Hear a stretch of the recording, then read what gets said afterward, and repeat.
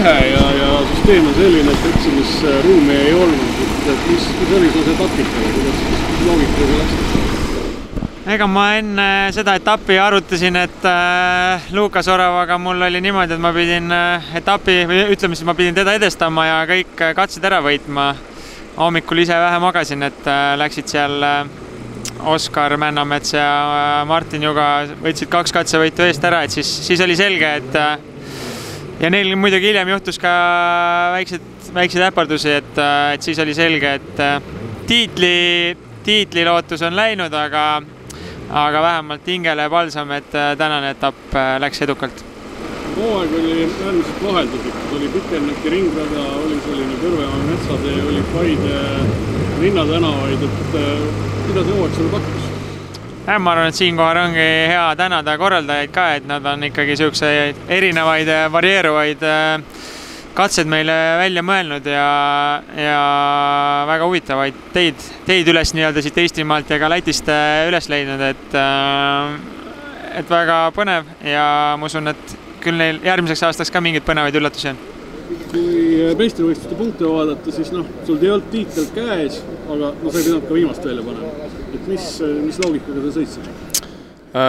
Selles mõttes, et tegelikult oli vähe ikkagi see vahe nii-öelda ja ma sõitsin siis nii-öelda mitte täiega, et panna kõik välja ja võtan natukene vähem riske, aga siiski pingutada 90%, sest et võit ei olnud nii-öelda käes veel ikkagi.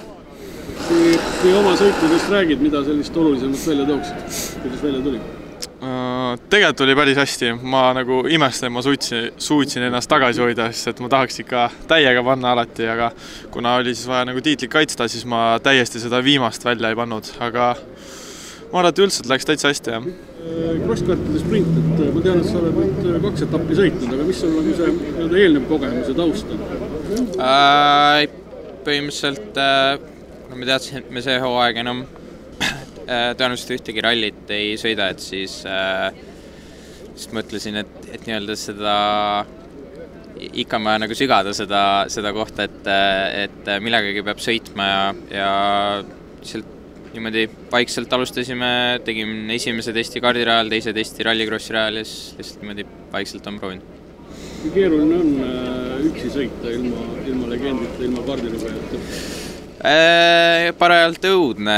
Selles mõttes rallist tulles ma eeldasin, et võib-olla et mu mälu on veidikene parem, aga jah, see on üpriski petlik tegelikult olnud, et ikkagi eks ma igatsen seda, et mulle öeldakse täpselt, mis sees ootab, aga ma usun, et juba nüüd oli oluliselt lihtsam kui esimene etapp, et eks see nõuab lihtsalt veidika harjumist.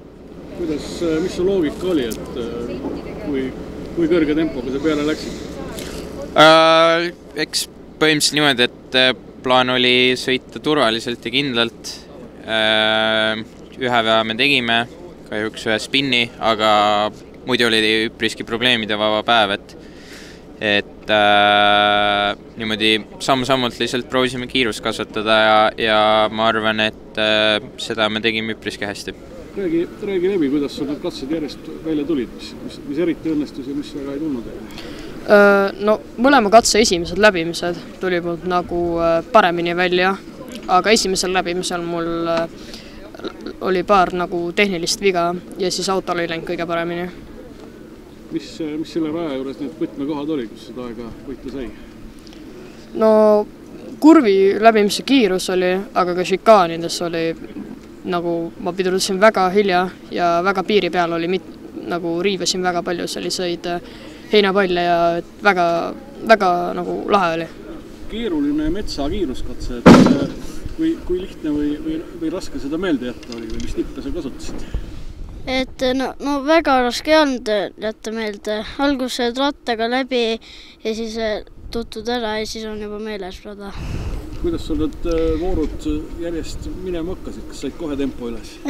Esimene voor väga hästi ei saanud minema. Aga siis kohe teine voor juba väga hea. Alguses ei olnud väga raske, aga mingeid hakkasid tulema suured rööpad ja vallid ja siis läks palju raskemaks sõit. Kuidas seekord esikohta ei tulnud, et mis sa ise tunned, et kust puudu jäi? Ma arvan kindlasti mingites sikaanides ja nende rööpaste kohas. Ja. Esimene voor oli äärmiselt pingeline, aga rühka nagu suutis nagu lõppkokkuvõttes napilt kiirem olla, et kuidas see esimene voor sinu vaates läks või ütleme esimene katse siis?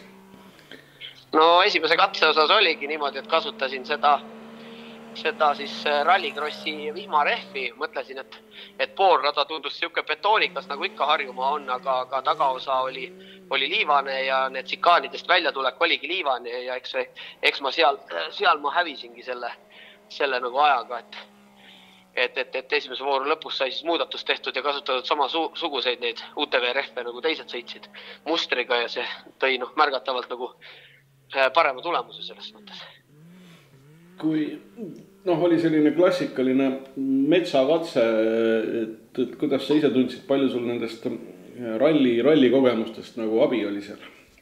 No ikka väga palju, et kui sa 15 kilti katseid kirjutad ja oled ja siis lähed selle 4 kilomeetri peale, siis vaatad, et juba sai läbi, aga alles poole peal või 4 kilomeetri peal läheb võib-olla ei lähe veel käsigi soojaks, aga juba lõpeb ära, et see on nagu, selles mõttes tead, kui algul seda rallit ei sõitnud, aga oled nagu hakanud sõitma ja ma olen 3 tükki neid sõitnud, et siis ikkagi see on nagu ulme nagu see, mis annab nagu inimesele nagu selle teise nagu vaatenurga üldse sellest, mis harjutad nagu, sa võid harjutada seal Missosi või Raassildas ja kas see ei tee sust metsa vahel sõitjad, et sa pead selle täisvaluga sõitma ka kogu seda 4 kilomeetrit, et paraku ta nii on, jah.